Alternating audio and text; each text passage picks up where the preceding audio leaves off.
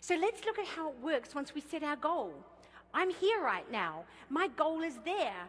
I know that there's only one way I'm not going to reach it this year, and that is if I stop moving towards it.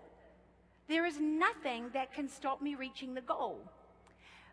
But I realize this is not fantasy world. It's not going to be a walk in the park. It's not just going to be working towards the goal like that. No, what it's going to be is more like an obstacle course. And there's going to be disappointments. There's going to be, you're going to take 2 steps forward and something's going to happen and you're going to find yourself all the way back. Who has recruited somebody that they thought was going to be their next lead consultant, and that person places some orders and they're talking the talk and then they disappear in a puff of smoke about 2 weeks after they join? Who's had that happen to them? Who has had a hostess so excited who said, we are going to have at least 15 people at the party, and you turn up, you've driven halfway across town, and when you get there, she's sitting there. You think, gosh, not many cars. You walk in the house, and she's sitting there on the couch with one very annoyed mother-in-law. Who's had that happen to them? That's the business. So if we realize that on planet reality, that there are going to be some disappointments, and there are going to be some setbacks, and there are going to be times when we have to question ourselves, but we realize that that's part of the journey. Even before we set out, nothing's going to stop us. Except, I want you to imagine yourself here, and I want you to imagine that the goal is over there and I can get towards it. As long as I stay, my sights on it, and I keep moving, I cannot fail. But here's the problem. We're women, and we think a lot. Who would agree we think a lot? You know, I don't want to make this a talk about men and women, but have you noticed as women, we never stop thinking? Right? We're just always thinking. Even at night, you know, we're thinking, what am I going to do tomorrow? What am I going to wear? And what did I do? What didn't I do? And what's the name of that person that I met at the coffee shop? And we just keep talking. I have to say, guys, because I know that Orville's the person who's writing the check, I have to say that I believe men and women have equal amounts of intelligence. I really do. It's just that women, we all have the same compartments in our brain. We leave the door to all our compartments open. Have you noticed that? And we can go in and out of one to another. Men have the same number of compartments, but they keep the doors shut between them. Have you noticed that? Have you ever said to your husband, can you feed the dog and put out the trash? And he says, which one do you want me to do? And guys, and I shouldn't say this. I know I shouldn't say this, but I can't help myself.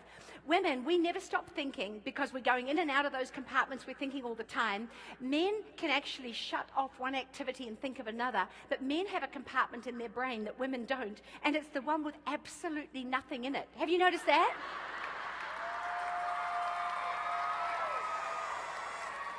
Have you ever said to your husband, what are you thinking? And you see that panic because you know he's thinking about nothing?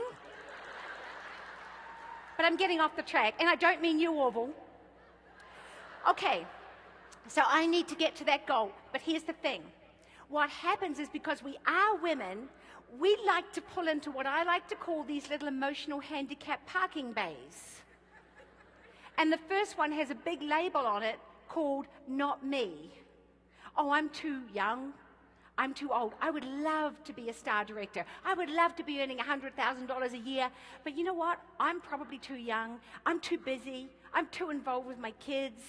I've got too many commitments. And we just start playing the little not me game. And it is pulling into that little emotional handicap parking bay. Let me tell you, that's exactly what it is. We're saying to ourselves, I'm going to give myself an excuse not to succeed. I'm going to give myself a backup plan. You know, my children come first. Well, the whole point of this business is we can have it both ways. We can be the best mom in the world, and we can also be earning $100,000 a year. It's not a choice. It's both. It's the money and your life. And I would be the first one to say that no mum, after her children have grown up and left home, will ever wish she'd spent less time with them when they were small. No mum.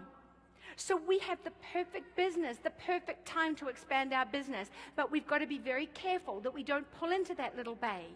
Or say to ourselves, you know what, I don't know if I'm smart enough. No one in my family has ever earned $100,000. No one's ever done that in my family. Can I really do it? And there's those self-doubts coming in. Who's heard of Michelangelo? Has anyone, you all have, I believe, one of the world's greatest artists. And of course, Michelangelo sculpted David. David, I'm sure that one day Sensi will go there on a trip. I'm sure of it. Florence, Italy. David is in this amazing art museum. And he is so magnificent and so huge that when you look up at him, you can't help but feel your eyes start to water. He is an incredible work of art. Well, Michelangelo was known at the time that he sculpted David for being a great artist. So when he went to the quarry, and in Italy, they literally just take the marble out of the side of the cliff. When he went to the quarry master said, we need to find you the perfect piece of marble. So they're walking around, and Michelangelo said, what about that piece over there? And he said, no, that's got some imperfections in it. Nobody wants that piece. And Michelangelo said, I'm taking it. So he took that marble and he carved David from an imperfect piece of marble. And you know what he said? He said, I saw the angel in the marble and I carved until I set him free. I saw the angel in the marble and I carved until I set him free. And that's how we have to see ourselves. None of us are perfect. None of us. We all bring to Sensi other lives, the planet realities, being mums, the juggling and all those things. But if you see yourself in work in progress and you understand that in life you can't make excuses and money at the same time, you have to decide, my goals are worth working towards and I'm going to go for them no matter what happens.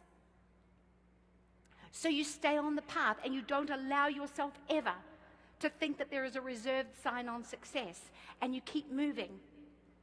But then what happens so often as we're working towards our goal, things happen. Right now we are in a recession and everybody's talking about how these are tough times, and they are. But you know what I've noticed? That's exactly what's happening. Everybody is talking about tough times.